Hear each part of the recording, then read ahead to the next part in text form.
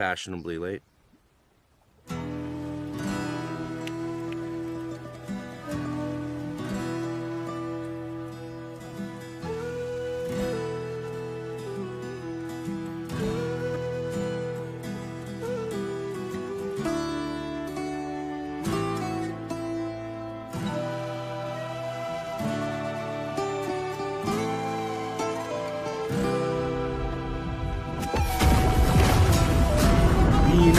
Great Mother, Ama and Ima, behold my return of Saturn. I have grown, lived, loved, and look ahead. Blessings to Saturn, mighty force of life. I honor the past and walk forward in wisdom.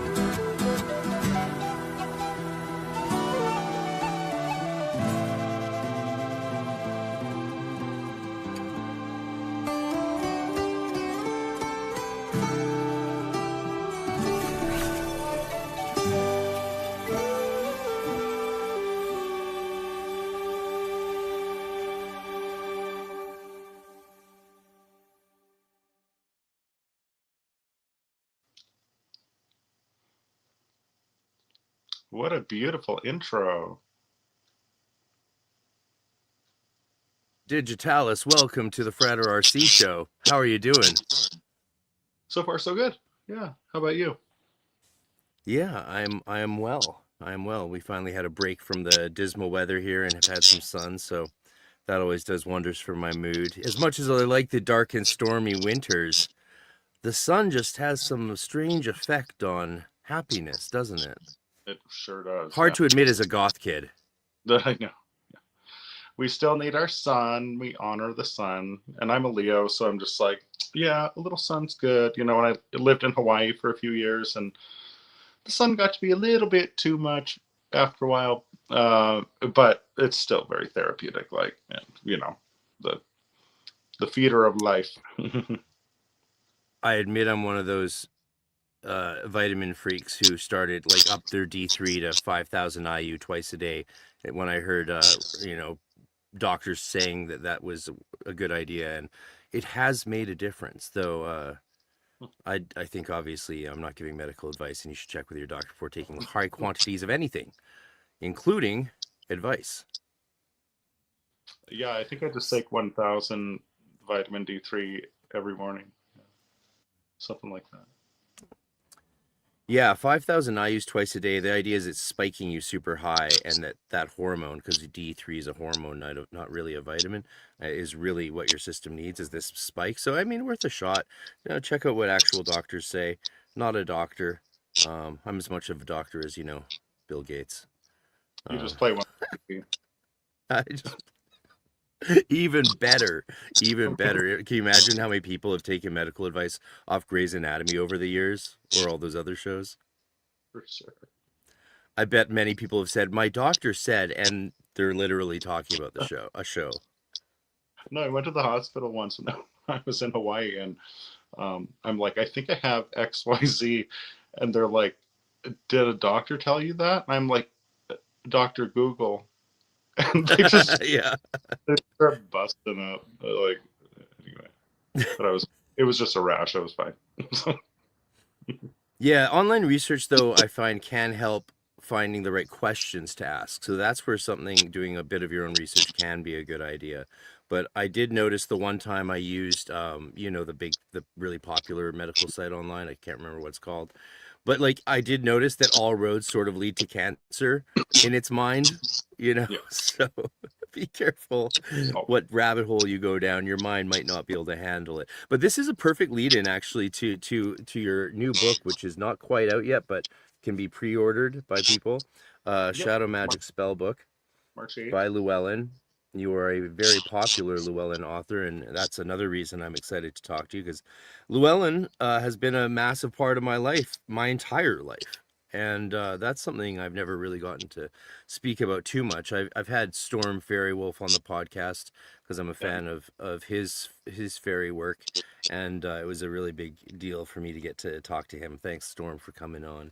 Yeah, he's such a sweet, genuine soul. Yeah, and you've interviewed Yeah, and you've interviewed or chatted with people that are way above my pay grade, like like Damien Eccles, my buddy, and then what you have David Rankin coming up, Lon Milo Duquette. Yeah, And, Rankine was on it this past summer. oh, okay, great. Yeah. Yeah, he's well, I was thinking about that actually, because we've talked offline way more than most of my guests. I think you're the first person for me to meet in the onboarding process, and then really consider consider you kind of a friend actually at this point. So Yep. that to give some people an idea of how much we've talked and the kind of context we've talked in, because it's been a journey, and one that I'm glad that you were a part of. Um, Oh, but I thought about that, yeah, about that perspective that you shared, and it made me think, like, spiritually, at the end of the day, the value and difference between a complex series of grimoire or alchemical guidelines to do some, opus magnum of a work isn't ultimately of higher rank and value than a poetic spiritual guidance or Zen type teaching that tells you to go out to the beach and find a rock and hold it as long as you can, listening to the waves. Like, that might be considered by some a low tier ritual, but as in terms of spiritual value, I think more people need to do that than study another grimoire.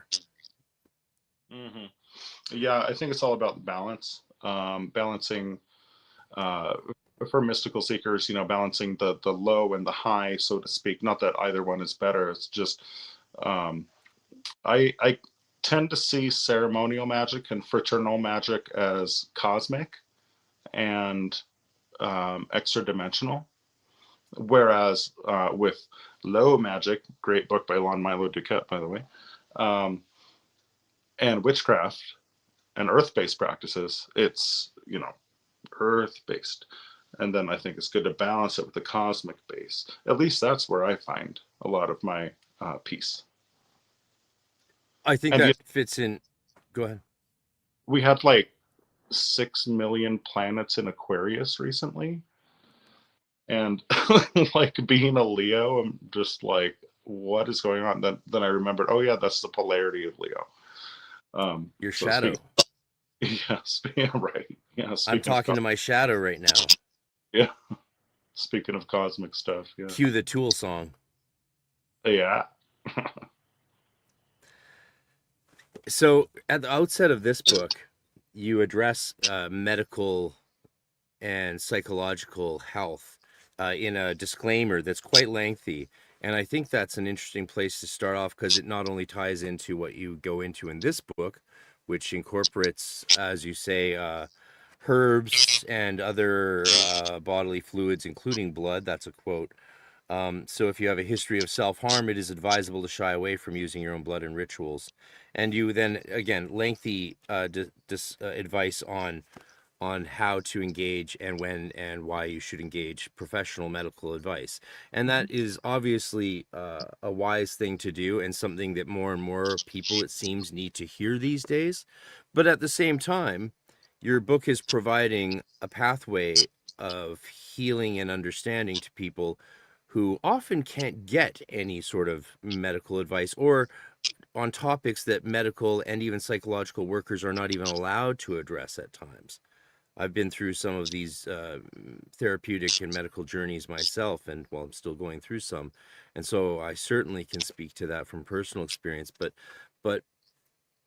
yeah, what are your thoughts on magic versus medical advice and therapy, and what role does it play in your new book? Everybody's different and responds to different things and different treatments. Some people, diversity is the name of the game. Like, we're all so different. Every body is different. Every mind is different. And so, I emphasize balance and self-awareness quite a lot throughout the book. and well, with all of my books really. And we need to find what works for us, for ourselves and our constitutions, and keeps us as balanced as we can be. Um, Everybody responds to different treatments. Some people respond to medication well, whether allopathic or herbal, or both. Others respond very well to talk therapy, or something I underwent recently, TMS, transcranial magnetic stimulation, brain magnet, in short. I went through that for chronic depression, and man, did it help. And um, yeah, and then so in my book, in Shadow Magick Spellbook, and my other books, I do emphasize, like you said, a saying that this is a tool in your path. It's something. These spells, there's 144 spells in there. That's what the universe wants. I'm just like, these are, and like you said, yeah, long disclaimer introduction I felt was extremely important when it comes to shadow work. But the magic and the spellcraft and these things are tools along the way, and they can accompany therapy or medication, or one's personal spiritual routine, whatever, you know. It's interesting because magic and religion and spirituality used to be our only medicine, and then we developed scientific medicine, and alchemy interplayed along the way. Of course, alchemy is sort of the bridge between those two. And now it feels like, your book made me think about this a lot, and it now feels like we're at the point where we hit a wall with scientific medicine and therapy. We got the replication crisis. If you don't know what that is, folks, look that up. It's kind of terrifying. Right? They can't reproduce most of the psychological studies, especially. So it's like, oh, was a lot of this just anecdotal, essentially, and yet we've been making policies on it. And even physical sciences have kind of hit a wall in certain areas. I mean, we're wondering why certain things aren't being cured anymore. And I don't want to say more than that because we're on YouTube. It does seem like now we're at the point where these two things need to reconnect, or connect for the first time, right? Modern day medicine, which is amazing, absolutely, but spirituality's also returned and said, hey, you forgot about me. It doesn't have to be the Roman Catholic Church or traditional religion even, but the spirit is crying out, and we see that across our societies, especially here in the West, in America and Canada. In Canada, the leading cause of death is now euthanasia, and they're opening access of that to underage kids with mental issues rather than treat those kids and give them support. And that's terrifying to Canadians. It's so terrifying they're passing censorship laws so that we're hopefully not allowed to talk about it. So I'm going to talk about it while I can. And your book is, I think, exactly part of the antidotes being offered from the spiritual and magical community. And who better than people like us, like goth kids, who were struggling from I'm assuming we both struggled as young goth kids, and healing continues for the rest of our lives. So Yeah, that's the thing. yeah, Shadow work is a constant process. It's not, a quick fix. Not, and I say that in the book too. Is I'm like, these are not quick fixes. And one thing that I'm really happy to say about Shadow Magick Spellbook, and also that I emphasize in my Planetary Spells and Rituals book, I've got them all on hand here, is that I say don't do any of these. There you go. I'm like, I bought it too because I was like, I heard you say something negative about it. I'm like, I don't know about that, and I checked it out. It's great. I'm just self-critical. It's I know. but, I get it. But in both of those spell books, I wasn't even expecting to write another spell book. But in both of them, I say repeatedly, don't do any of these by the book. Modify them, make them your own, integrate it into your own practice, personalize these. They're not precise recipes. It's a framework. Work from it, work with it. and use your own intuition, you know, and inclinations. Yeah. Yeah, and even in the high magic world, we say that even like everyone points out the grimoires are incomplete, right? Because they're just the salient points that you need to know, and there's a reason they keep having new editions of grimoires, with showing them what magicians added or removed from the practices. What is the shadow? It's so multifaceted. So, you know, we see that from our perspective, we see the sun rise, the sun set, the moon wax, the moon wane. We see life springing forth. We see death occurring. So everything in life is this interplay of shadow and light, for lack of better terms. And um, so the shadow work is just part of wholeness and completeness, is how I see it. Um, when we delve into our own like repressed parts, you know, like a Jungian approach to shadow, um, with honesty and humility, and you know, humbleness and self compassion, then we can help resolve those things. Um, so that portion of work, that those kinds of spells in my new book are all in the first chapter, called The Internal Shadow. And then the next chapter is called The Interpersonal Shadow, because we're always interacting with other people's shadow and light. Um, and so there's a lot of protection spells there, um, social um, things. It's all interpersonal and how we relate to others, and the interplay of our shadow with other people's shadow. Um, And then the third chapter is the shadow of nature. And so that gets into, you know, Samhain, autumn, um, all sorts of things. And even how we can do shadow work at, like, you know, when the sun's at its peak in midsummer. It's like, how is that relevant to shadow work? So that was fun to explore. And it also gets into eclipses and new moons and full moons and these things. Dusk. And the fourth chapter is the shadow of the other world, which connects to death magic, death energy, the ancestors, um, dream and sleep and astral projection. And so that's how I felt it was most complete. And that's just what came to me. And of course, there is baneful shadow work. I don't get into that in that book because it's just not my jam. Um, But you do have a hex removal bath. oh yeah, Yeah, very. I might try that. Oh yeah, with hyssop and I'm not. Yeah, well, hyssop, yeah, that's talking my language too. And you are quite versed in the language of ceremonial magic, even Kabbalah. The verse that I recited in the intro video is from one of your spells, and you talk about Ima and Amma, that's the Elohim, and Bina. And I was very pleased to see that you have studied that stuff as well. You're not just some.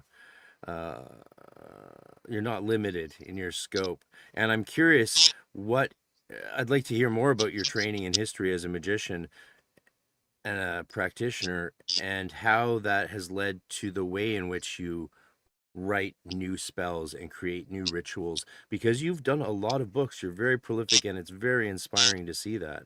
I even ordered your earliest book, Goth Magic, when I finally found a copy. It took some hunting around, and I know that's not your favorite of your works because it's a younger work for you, but I still wear, I still love black trench coats and all that. If I had the eyeliner and the nail polish still, I would have dressed up for today and gone full goth with you. It's been a long, crazy long year already. so the best work that I've done about goth culture and witchcraft together is this one, a Gothic Witches Oracle deck. Way better than Goth Craft, my first book, but it does summarize all the concepts. Yeah, it's a 40-card deck. It's on Cross Crow Books, and I'm just thrilled with how it turned out. And then, of course, my other Oracle deck is the Empath's Oracle on Llewellyn, which was award-winning. Super exciting. Yeah. What? Tell us about the award and how awards work in this world. There's different, a few different organizations that specifically focus on independent publishing. That one won an Independent Publisher Award because Llewellyn, as large as they are, the oldest and largest metaphysical publisher in the world, they're still considered independent publisher. And then actually Planetary Spells and Rituals won third place with um, cover the Coalition of Visionary Arts back after that was released in like 2010 or something. So I'm really happy to say that. But yeah, there's a few different organizations that work with I awards. love that. The tabs. Right, the tabs marking. Oh, more books. If only more books could do that. I know it's a tricky thing when you're printing a book. It's not something you could TOD really, but I have at least been I don't think so. blessed with the most amazing graphic designers for the book covers and the interiors. And I even tell them, I'm like, I hope people judge my books by their covers because they're so damn good. They're gorgeous. And then one just got a remake, got a revamp, a makeover. So originally, this is my book for everyone. It's also on audiobook and translated to Spanish as well, the Everyday Empath. But look at this brand new cover that just came out. They redid it. Oh, nice. So beautiful. Yeah. Yeah. I'll be grabbing that for sure. Yeah, so there's so many. I'm probably actually gonna when I get at some point, do a full book review, going through different things I like in this book because I would have loved this. I like it now, but I would have loved it as a teenager, right? As a 13-year-old, this would have been, oh my God, yeah, I would have been obsessed with all your books actually at that age because I was one of those kids who was told, oh, you're an empath, you know. And at the time I wasn't sure if that was really a thing or if it was just a way that new agers around me in my family and community that I was in rationalized or justified psychism because they didn't want to go all the way into talking about that, you know? And so yeah, I have some questions on that, but essentially, yeah, I struggled with feeling too much of other people's feelings without even knowing it sometimes. But it also led to the point of you know really sensing actual things to the point by grade 9 girls in my class would come to me to find out like what was going on with their boyfriends or things like that, and I could give them readings, right? I had techniques I used and I could give them readings, and I would always test them for stuff. I would describe him. I would say, does he generally dress like this? Does he wear this? So I made sure that I was, not just tricking myself because I was concerned that maybe, you're always a little concerned, am I going crazy? And just deluding myself into thinking I'm some sort of gifted child weirdo. So yeah, if I couldn't get it, then I would tell them, yeah, I'm not really feeling it. But Yeah, it's good to yeah, gotta be skeptical. yeah. I was worried often if empathy, if my being an empath was actually just uncontrolled psychism. What would Mm, you say about yeah, the? I consider empathy to be emotional psychism. Um, and it's also biological and physiological, which I get into in all of my empathy books, especially in Esoteric Empathy. Like I said, I have all my books on hand. There it is, Esoteric Empathy, which is actually Beautiful. my that I've written. It took 6 years off and on of research and writing. Um, I wrote down some questions for you based on that book. We'll get to at the end. We'll uh, save that to the end. Save the best for last, folks. Stick around. but yeah, I consider empathy to be emotional psychism and very much innate as a human trait for the vast majority of us, just in different degrees, different levels. Everybody is psychic or empathic or mediumshipistic, like in different degrees. And if our emotions are on high, yeah, it's really wise to recognize them, and they can be assets and benefits on our path. all of my magic is emotionally fueled in one way or another. I think that's a very strong component in the magical arts, and in esoterica in general. So yeah, I'd love to hear more about your biography, your training background. How do you learn magic? How do you get good at it? And how do you create your rituals? What's the process like from inspiration to testing to transcription and to publication? Well, originally I was trained in the Georgian witchcraft tradition, which was begun in California, and I was trained by the founding priestess, Zanoni Silverknife. May she be well and rest well. And so that was my first training at age like 15, 16.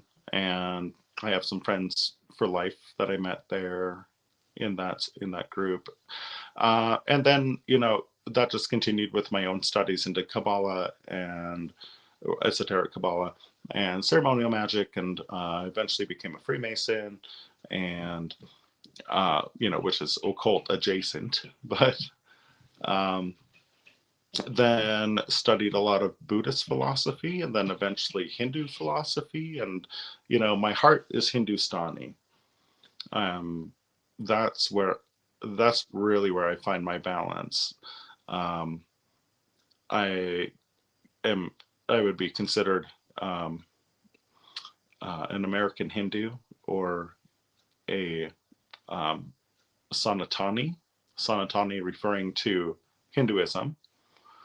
And so my primary deities that I work with there and observe and fast for their festivals and all these things are, of course, Ganesha, and then Shiva and Shakti, the great god and goddess expressions.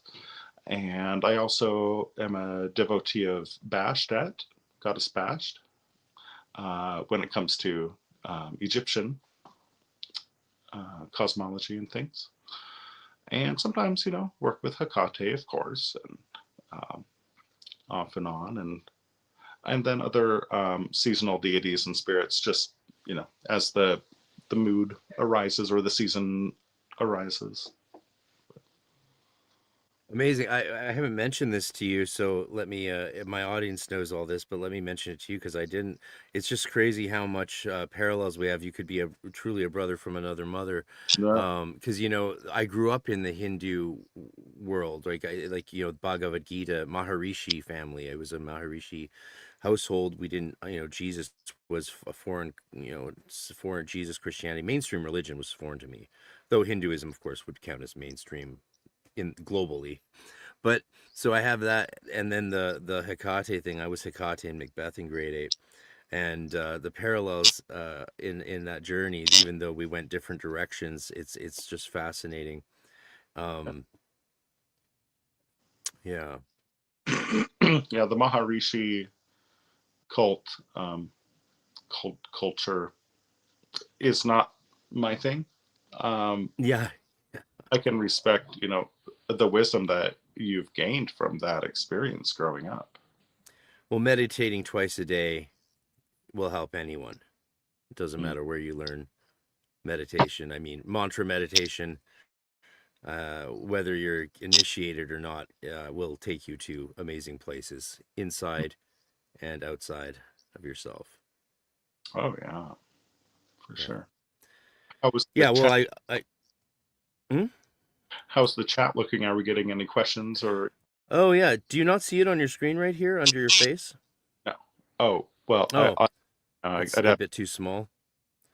Okay. Yeah, people, definitely questions are welcome. Super chats are invited. Ask any questions you want. Towards the end, we might have time. Raven's offered to pull some oracle cards for people. So if you do stick around to the very end, because that could be a little bit of fun for us. Yeah. Yeah. Let's see if I can. Does that make it more visible? No. No, don't worry about it. Moderate. It's all right. Oh, that's not good. Oh, don't worry about it. Cover your face. Okay, yeah.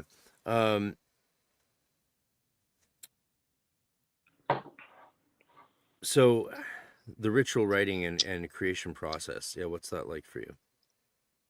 Mm, a lot of cross-cultural studies is very important. We also don't want to culturally appropriate when performing magic or esoterics, uh, dealing with other cultures. And so, like in the chapter or in the spell about the evil eye in the Hand of Fatima, um, I do mention in there, like, if you don't feel comfortable utilizing these symbols, if that's not part of your origin or your training or whatever, then don't. And Mm. but yeah, hoodoo is a big component of a lot of those spells, and uh, Celtic witchcraft and African magic and all sorts of different um, lineages and paths I like to incorporate. The thing also in that book is that I do not emphasize any deities in the magic, in the spells. I Yeah. just say, if you work with a certain deity or deities, like, integrate that into the spell and practice. But I don't have anybody that's called upon or summoned or evoked or anything like that, because they should be accessible to people. And yeah, a lot of those spells and rituals I've done myself, and um, can attest to their success. And, half of magic, if not more, is psychological. And so just our own approach fuels the magic, and through intention. And the mind is an incredibly creative thing in shaping our reality. As a fellow lyricist and a poet, I'm curious how often maybe some of these spells start with the words, with the magic. I have no problem referring to poetry as magic words, just to Mhm. be clear, people. So for me, poetry is our magic word, is always magic words, include, for anything from Shakespeare to Saul Williams. Mm. Shout out to the Dead MC Scrolls. If you haven't read them, check out the Dead MC Scrolls. So does it ever start with poetry? Because I love poetry so much. Does it ever start there? The spells? Yeah, because having read a lot of them, yeah, sometimes it feels like, wow, this maybe is the ritual and spell ever contained in the words, in the incantation, and then emergent out of that, or because I'm sure you write these in a variety of ways. I doubt you put them all together in some systematized, mechanistic way. I'm sure you approach each one very differently. Correct me if I'm wrong, but I'm Mhm. curious how often maybe they come. The spell entirely comes through the transmission or emergence of the poetic aspect of it. Yeah, yeah, like you said, it's varied. So the intention is the first thing. Excuse me. So Always. I'll get the intention and learn what the spell is trying to do and communicate, and how it's trying to help others. And then, yeah, sometimes the spoken spell, the poetic aspect will come first, and then other times I'll really have to meditate deeply to understand what wants to be spoken, if anything at all. Not every spell in the book has a spoken word, but many of them do, and they don't all rhyme. Many of them rhyme, but not all of them. So just depends on the intention, and they have a way of forming themselves. And I think that's a sign of good art, and like quality art. So I feel really confident about the book, because I'm just a co-creator, co-creating with the universe and synchronicity to ideally help others in their lives. That's what I'm all about. And it's also cathartic to, with all of my books and oracle decks, uh, to write them myself, because it helps me at the same time. Yeah. it, how much of I don't know much about the Georgian school of witchcraft, but what about that training what's unique about it? What's different about it to other forms of witchcraft, insofar as that had a big impact on you, Uh, informed you? some of the elemental and directional alignments are different. There's also a great emphasis on combining wisdom of different traditions and paths and schools. Uh, and there's a lot of poetic um, and ritualistic song incorporated. Very unique tradition. And there's two different branches of it as well at this point. But yeah, that was the big jump start in my craft. Very grateful for it. So it's a tradition of witchcraft that leans more towards syncretism than any sort of preservation of rigid dogmatism, which Yeah. some witchcraft traditions do, just like some of every tradition. There's branches that do that. For example, I come out of the Golden Dawn tradition. One of my favorite years working in that tradition in the inner order I was in of adepts was an entire year that we dedicated to working, all of us in the inner order, with Ganesh, which Wonderful. was a strange thing to come back into my life after abandoning Maharishi and all that as a kid, right? Next thing I know, I go through the whole Masonic Golden Dawn Rosicrucian current, and all of a sudden I'm supposed to be working with Ganesh again. What's going on here? But that syncretism was the thing that really ignited the most, passion and power in me, for sure. And so the Georgian tradition also is skilled at doing that, which makes sense because the way in which you could put together your planetary spells and rituals, obviously this appealed to me. And when I heard you say something negative about it, I was like, oh, now I'm definitely getting it, because that's I don't buy that. And looking at it, you really do take a different approach, as the previous podcast that interviewed you said. Can we shout her out? Um, what's Yeah, the Selena on YouTube. yeah, what's her podcast? Let's send people there. Of the Moon Yeah, just say that podcast. again. You cut out. Essence of the Moon. Essence of the Moon. So I watched your interview on Essence of the Moon with her, and because I wanted to build off that rather than repeat anything you guys discussed. And so there's a lot of things you guys talked about there that we just won't touch on here, so people can go check out Essence of the Moon. She interviews lots of interesting authors. But you do take a different approach to planetary magic, one that is commonly advocated by ceremonial magicians, which is devotional approaches. That often get ignored in the grimoires, and I think they get ignored because they often go without saying. Like if you're summoning Greek gods and working on Greek magical talismans, chances are you also have an altar where you pray to the gods, right? It doesn't need to be said in every Renaissance text that you worship God or your gods, but it does need to be said, I think, more and more in our modern milieu of occult literature. And that's what you've done here, I think, is shown some of the holistic side behind planetary magic that a lot of ceremonialists don't just take for granted. I don't think it's that we don't have it in us. It's just we take it for granted. It's like, well, of course I'm stopping throughout the day to anoint myself with mercury oil or light a stick of incense, say a prayer. It's like, but that's not part of the major conjuration at the end of my 7-day fast. So so you don't hear about it, but it's still there. And this book, I think, really does plug a hole left in the hardcore ceremonial magic literature for planetary magic. That's my Oh, endorsement.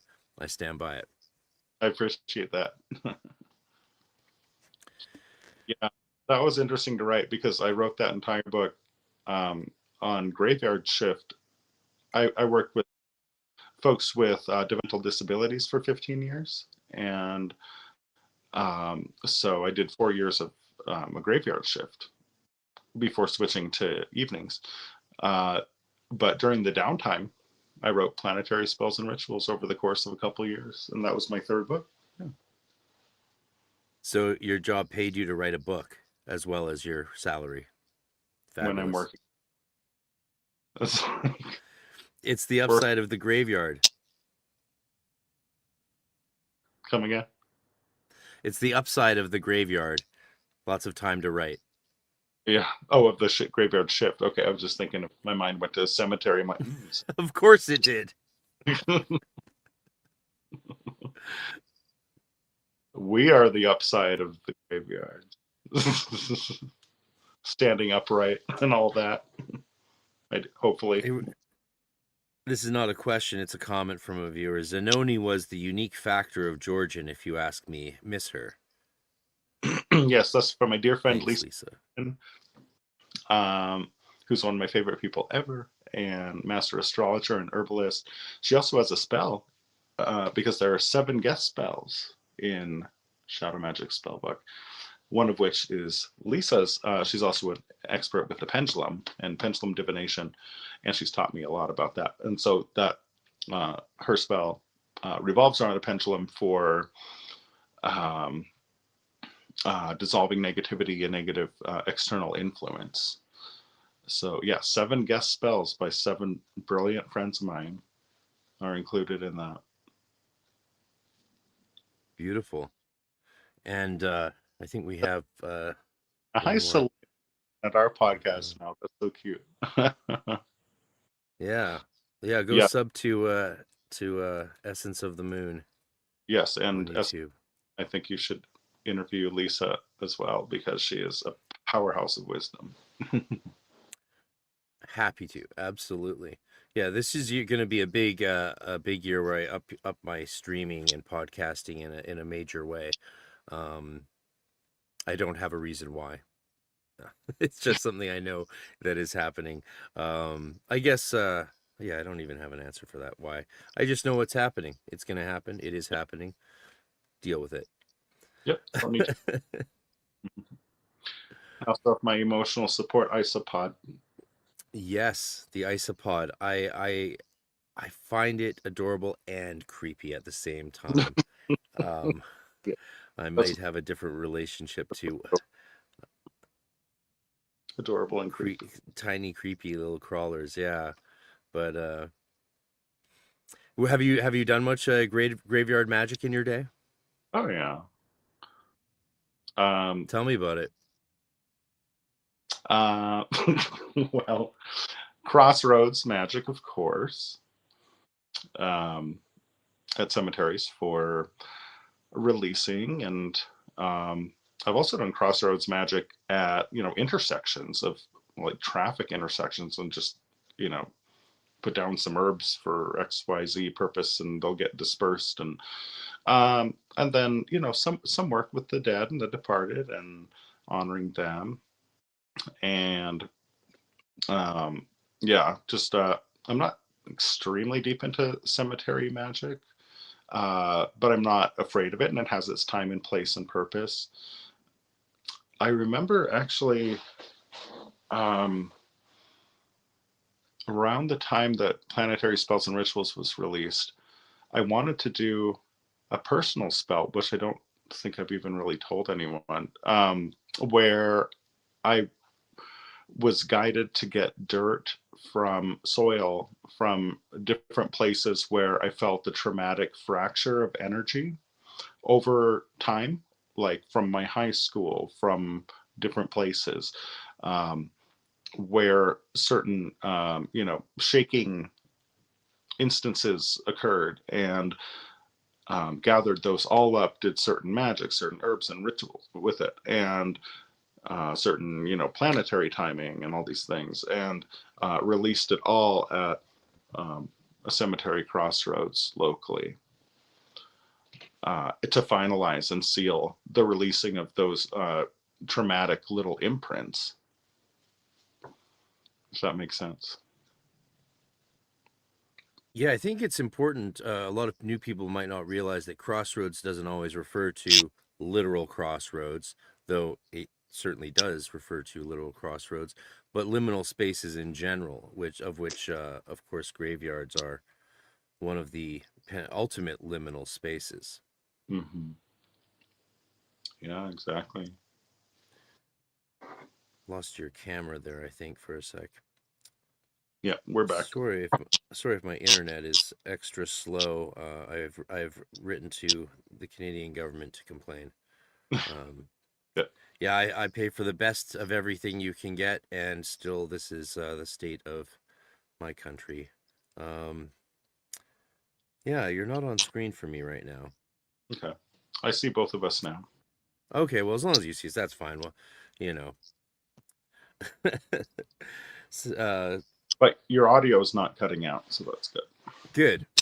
Good, yeah. For some reason, I can't see you, but that's all right. Strange. Can the audience see Yeah. us? I don't know. Audience, can you see both of us? Do you does it I know my internet's definitely being slow. It was the other day on my interview as well with the Cult Rejects. So yeah, it's been a strange time. Things are a little sketchy in the world, and yeah. I love this. Someone says Raven is a liminal space. I mean, the Raven itself is a we could talk about the character of the Raven, of course, but apparently you yourself have become a liminal space, brother. What drew you to Freemasonry? It's not that common that pagan Llewellyn authors, I would expect, are also Freemasons. That's more common in the ceremonial magic world. What drew you to Masonry? One of my great grandfathers was a Mason, which I didn't discover until after I was initiated. Oh wow, But wow. yeah, it just always felt like something that my spirit wanted to pursue and explore, and very happy that I did. It felt like a good balance to all the witchcraft um, and just to say I've been there, done that, and learned from it. Very powerful. Apparently people can't see you, but they can see me. So I'm just going to pull you off stage for a second and put you back on, see if that does it.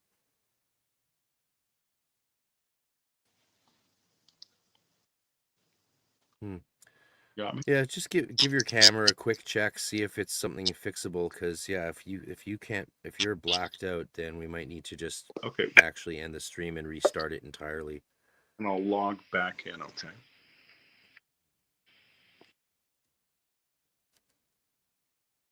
Hey everybody, glad you're here with us. Sorry for the technical difficulties. Fortunately, I've set everything up as best as it can be, and so I've covered my end of tech problems. It's just I didn't realize actually how much slower the internet was in Canada compared to other places, and then I looked into it, and sure enough, it's famously bad. You got me back? We got you back! Woohoo!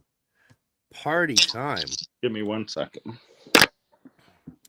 Essence of the Moon, hello. My husband is a Freemason and he's married to a witch. I think that combo works well. He understands my craft and I his. Absolutely, so well said. Yeah. One of my favorite people. Oh, you've gone dark again. And so have you. You've gone black again. You got me? Okay. No, yeah, we're having some connection issues. Mercury's not even retrograde. I know. Well, isn't the moon void, of course, today? Can you hear me? Tomorrow. I can hear you, but we can't see you. I Mercury's can't going hear into you. Pisces. You can't. Oh no, this is what a to-do. Can't hear you. Yeah, I don't know what to say.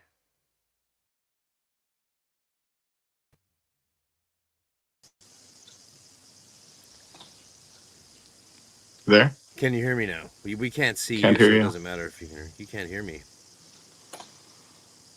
Yeah. Can't hear you, bud. Yeah, that's weird. The people can hear me, but you can't. Do you want to log out and log back in again? See if that helps, because it worked before. It just didn't stick. Oh, Let me log back in. Yeah.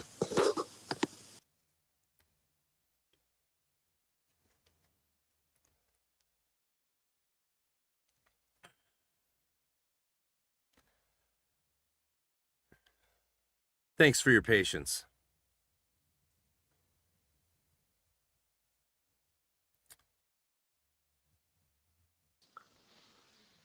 You there? All right. Thank you. Yeah, and thanks for the super I can't hear chat. you. Oh, you can't hear me? You can't hear me? That's crazy. Do you have headphones? headphones are. Check your sound setting. I can check your mic That's setting. strange. Can you hear me? I can hear you. Yeah, I hear you. Yeah. Yeah, Oh, just you can't have hear echo. you. That's very strange. Yeah. I don't know why.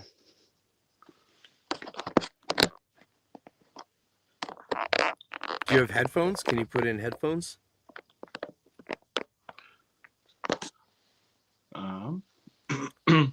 Yeah, Do you my have a headset? microphone's okay. Audio's okay. Camera's okay on my end. Not sure what's going on. Sometimes if the audio you can't hear me at all, Yeah, right? can't hear you. Okay. Headphones. Sometimes it just requires headphones. That's so odd. I think we might need to. Well, can you hear me? I can hear you. Yeah. I hear you well. This is crazy. This has never happened. Okay. The audience can hear and see us. The audience can hear and see us both. I don't have headphones hooked up. You know, wait a second. This is crazy, but let me try this. Hold on. Oh well, we can call it a wrap, and let's resume another time. Okay. Wait.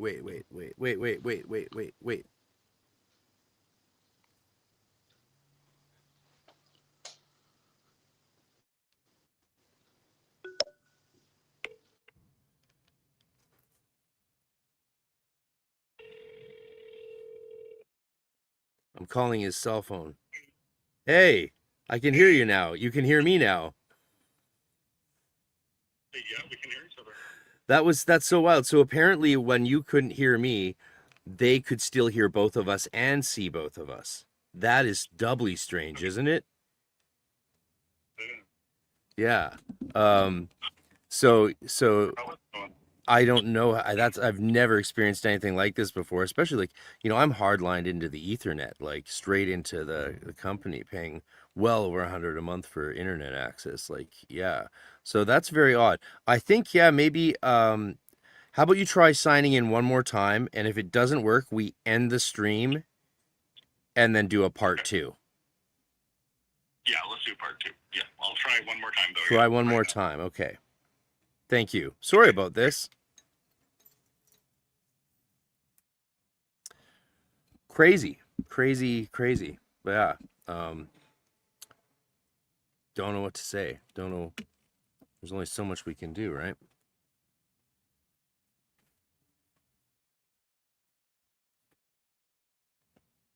Fingers crossed. Trying again. Okay.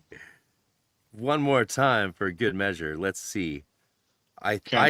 Still can't hear you. Oh, weird technical issues. I'm sorry, guys. I think it's the headphones. Yeah. Weird technical issues. We'll do a part 2. Once you...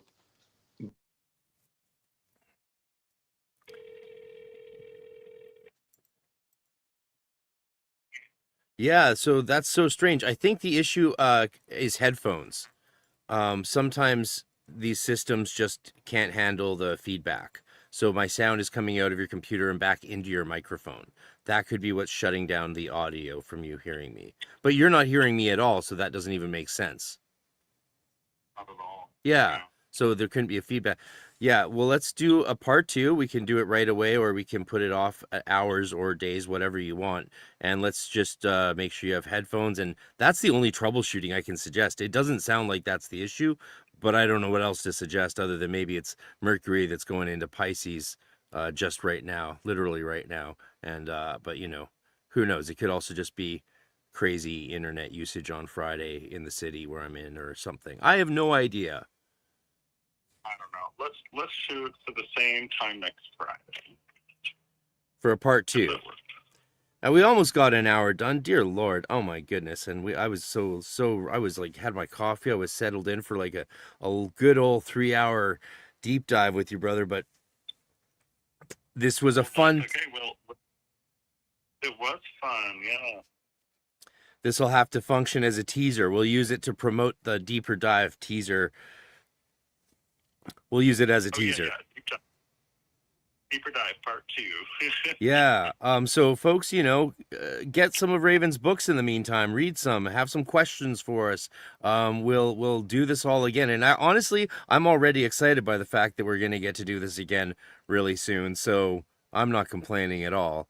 More time hanging out with you sounds like a blast. So yeah, thank you for being here, folks, for this teaser.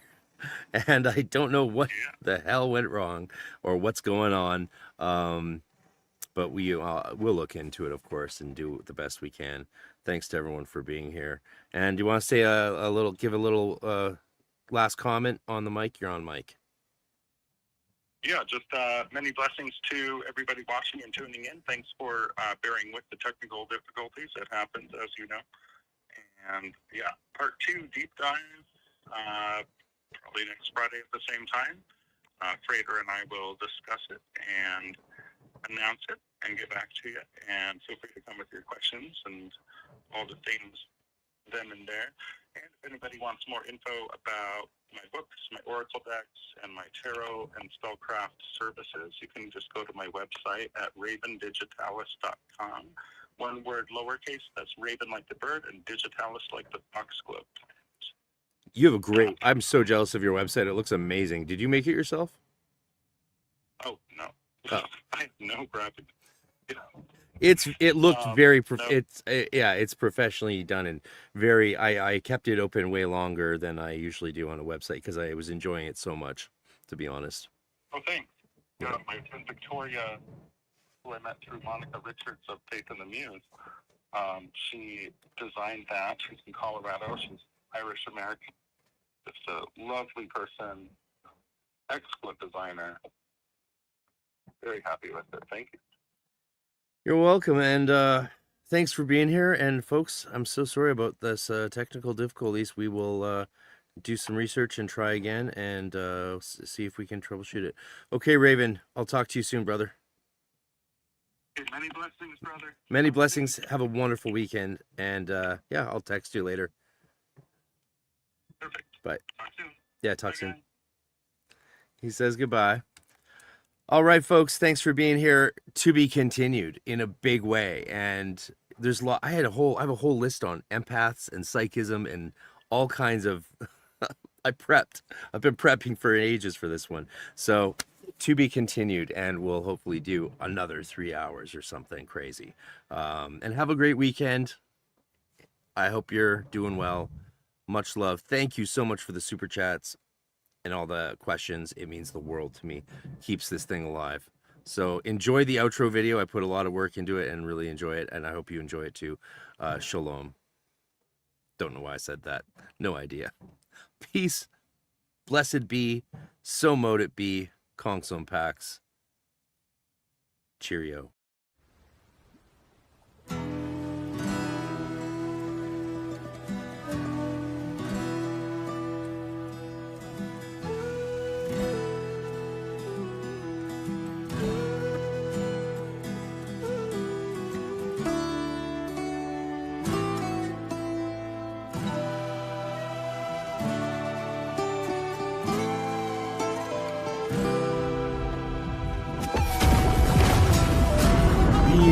Great Mother, Ama and Ima, behold my return of Saturn.